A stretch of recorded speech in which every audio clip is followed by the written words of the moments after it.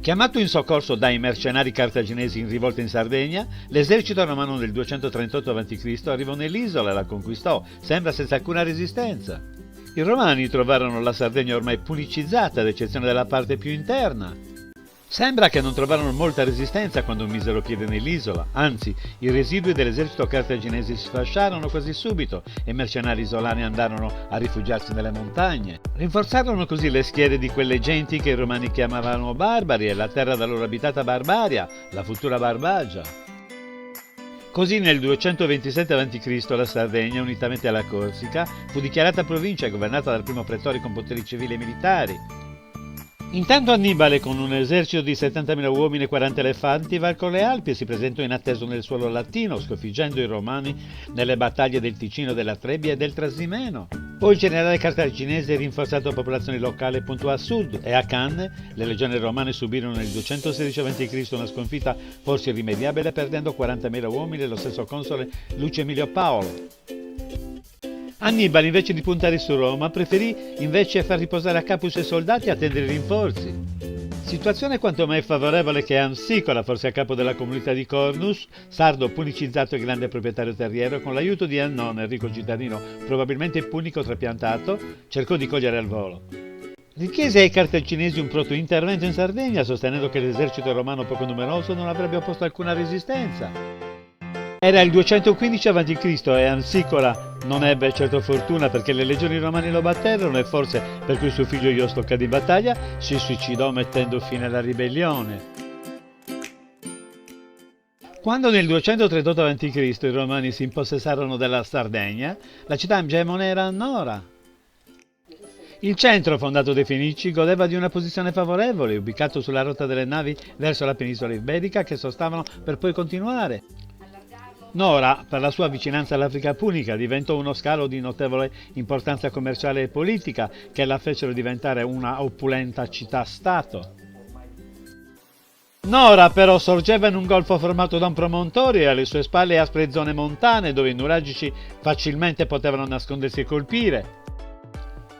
Questa esigenza di difesa, oltre che al sito più favorevole, portarono pian piano i romani a decentrarsi nella non lontana Caralis.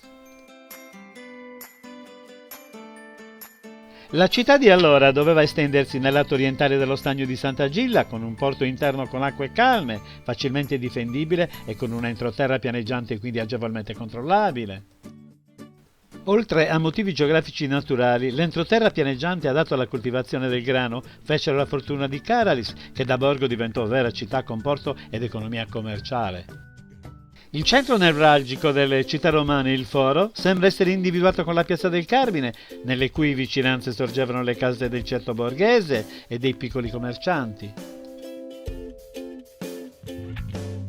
Indubbiamente resisteva nella Cagliari di allora il substrato cartaginese, che fu soppiantato solo col passare dei secoli. Anche il modo di costruire le abitazioni, come constatato nella cosiddetta Villa di Tigelio, ci fornisce una prova che la tecnica muraria punica detta a telaio era in auge fino al III secolo. Caralis fu una delle prime città completamente latinizzate a causa dei commerci e del continuo arrivo di funzionari romani. La parlata latina diventò idioma ufficiale così come le tradizioni e gli usi.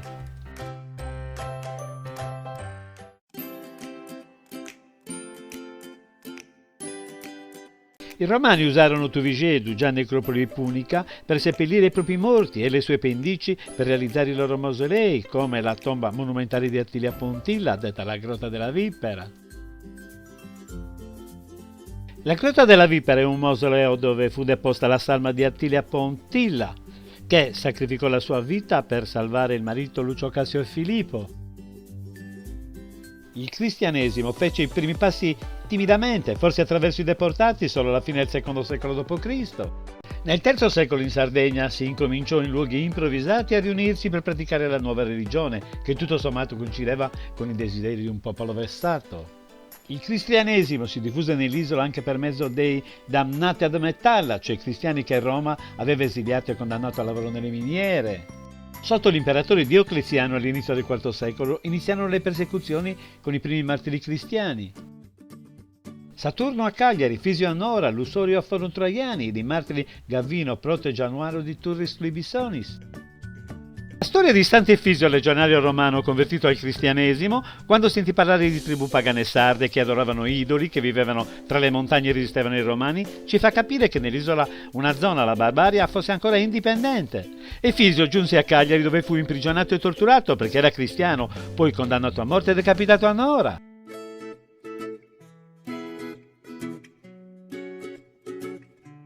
Nel IV secolo il vescovo sardo Lucifero di Cagliari svolse un ruolo di rilievo nella storia della Chiesa come opponente dell'arianesimo. Fu esiliato insieme a Dionisio di Milano e Eusebio di Vercelli. La sua tenacia portò la Chiesa allo scisma detto di Lucifero.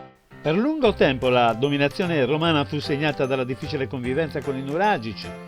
Poi avvenne l'integrazione, anche se costanti furono le rivolte, in particolare quelle dei Balari e degli Ilienses.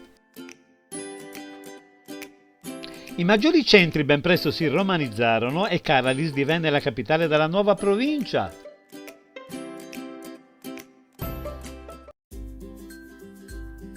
Importante è l'anfiteatro romano di Cagliari, che poteva contenere 10.000 spettatori e dove si praticavano le nomechie, cioè i giochi d'acqua.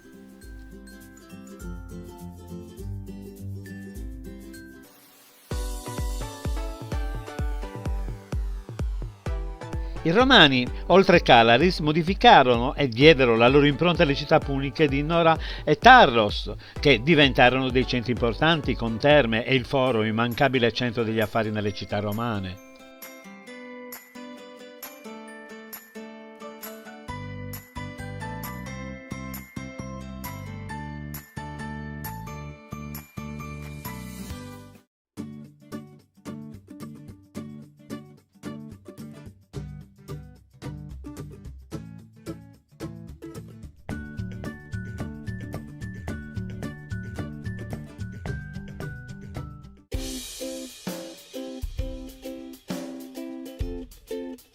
Nel nord dell'isola i Romani fondarono il porto di Turris Libissonis, l'odierna Porto Torres, e fecero della cittadina cartaginese di Olbia un centro importante dotata di piazze, acquedotti e complessi termali. Nel 1999, nelle acque dell'attuale Porto Vecchio a Olbia, furono recuperati 18 relitti di navi romane, di cui 2 probabilmente dell'età di Nerone, testimonianza dell'importanza dello scalo portuale della città. Tanti i monumenti romani sparsi nell'isola, come il tempio di Antasa Flumini Maggiore e il ponte di Sant'Antioco. I Romani realizzarono nell'isola una rete stradale soprattutto per mettere in comunicazione i centri della parte meridionale con il settentrione. Importante è quella che collegava Calaris con Turris Libissonis, ricalcata ancora dalla strada statale 131, Carlo Felice. A metà Sardegna fondarono Forum Traiani presso l'attuale Fordongianus, che divenne il principale centro militare isolano e che nel I secolo fu dotato di un complesso termale. Probabilmente l'eredità culturale più importante del periodo romano è la lingua sarda, di ceppo neolatino e composta da numerosi dialetti interni convenzionalmente raggruppabili nelle varietà logudoresi e campinanesi. In effetti il sardo è la lingua romanza più vicina al latino. Alcuni esempi: mettimi 3 pani nella bisaccia, è tradotto sia in sardo che in latino con ponemi 3 panes in bertula. C e G in alcune varietà di sardo, come in latino, sono dure o suono occlusivo velare. Esempi: cento in italiano, cento in latino, centu in sardo. Cielo italiano, celum latino, celus sardo. Gente italiano, gens latino, gente sardo. La V latina è una semiconsonante, si pronuncia come una U. Italiano vento, latino ventum, sardo ventu. Italiano vino, latino vinum, sardo hinu.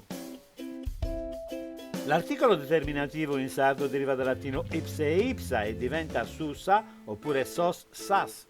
I Romani hanno lasciato in Sardegna nei quasi 7 secoli dalla loro influenza tanti usi e costumi e tradizioni tipiche latine. Oltre alle città con le loro abitudini sociali e la lingua che si è fusa con le parlate preesistenti formando l'attuale idioma neolatino sardo.